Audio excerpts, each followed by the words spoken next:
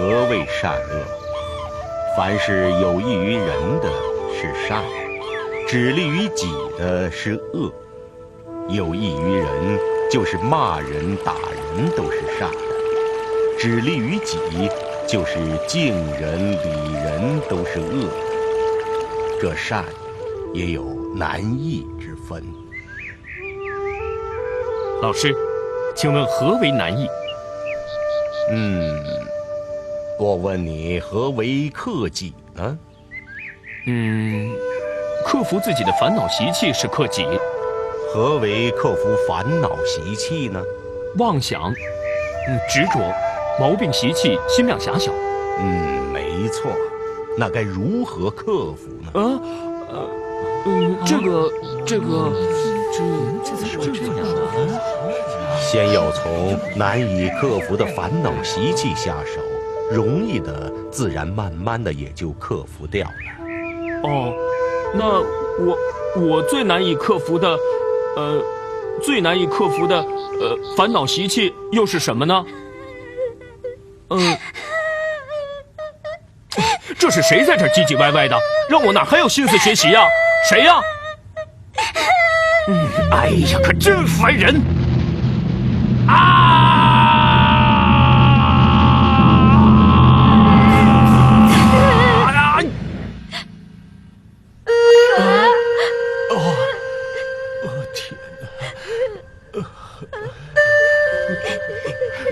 是你们在这儿哭吗？为什么要在这儿干扰我学习？你们哭什么哭？还敢哭？干扰得我们大家都学习不了了，知道吗？他怎么开那么大火啊？不许在这儿哭了！真是，不应该这样。公子，终因家贫无力还债，债主欲强娶小女抵债，小女的是这样。真是太可怜了。可怜的孩子，别哭了，孩子，可怜的孩子。不用急，不要哭，我这里有钱，给你们，你们看够不够还债的？多谢公子相助。不用客气，你们快把钱还了吧。子中救人之难，济人之急，乐善好施，此种善举，我们大家要多多效仿。所谓善人，人皆敬之，天道佑之，福禄随之。谢谢老师，谢谢。太好了，说的对，太好了。跟着学习。对。老师，明天我就启程去邻国做生意，弟子特来告假。好，子中，那你就去吧，你一路小心了。是老师，我一定会小心的。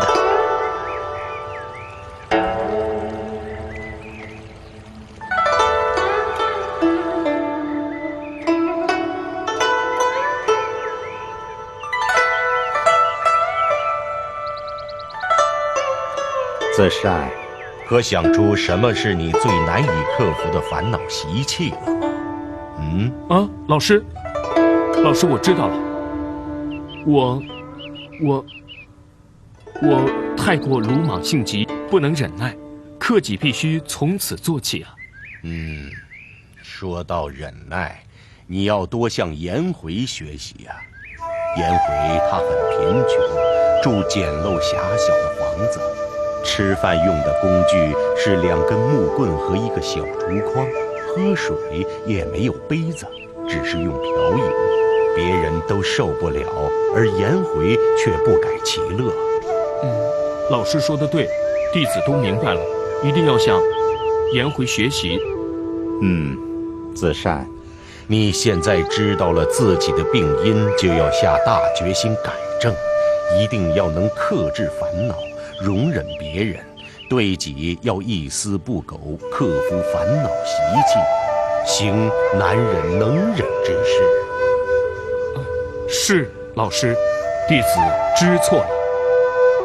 遭到不幸的灾祸是人生道路上在所难免的事，对于这些不幸者，应该像自己遭到不幸一样，给予解救，要从各方面救济他的困厄。恩惠不在于大小，只要救人之急就好。对于好色、好名、好利、好怒这些过失，不必着类寻求，但当专注起心动念处，使正念时时现前。所以不合理的念头才一动，立即发觉并予以消灭。怎样才能使正念现前呢？孩子，是谁又在这儿来干扰我的学习呀？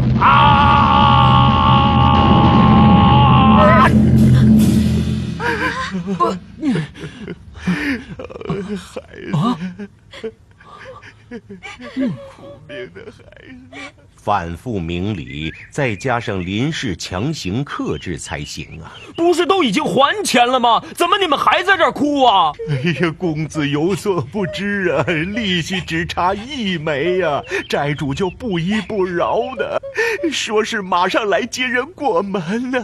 哼，就差1枚，他是真够可以的。啊，我，这怎么办呢？是啊，这不好办呀。是啊，你说这怎么办？看来只有靠我这个。哎，等等，只有靠这个了。老伯，姑娘，1枚钱，刚好1枚，不多不少，今天正好派上用场了。真是谢谢你啊，太好了。嘿，我说颜回，你这1枚钱是从哪里来的呀？我攒的，5年了，惭愧，我舍不得用，攒到现在，谁想到今天起大作用了，真是不好意思。子言他这么穷苦，还能拿出钱来帮助穷人，真是有德之人呐。我们以后一定要节省一些，以便帮助别人。对，善有难有易，要做一个仁慈的人，就要全心全意帮助别人。凡是有才有势的人，立功积德很容易，一而不做，这是自暴自弃。贫穷的人做福难，难而能做，这才算是难能可贵呀。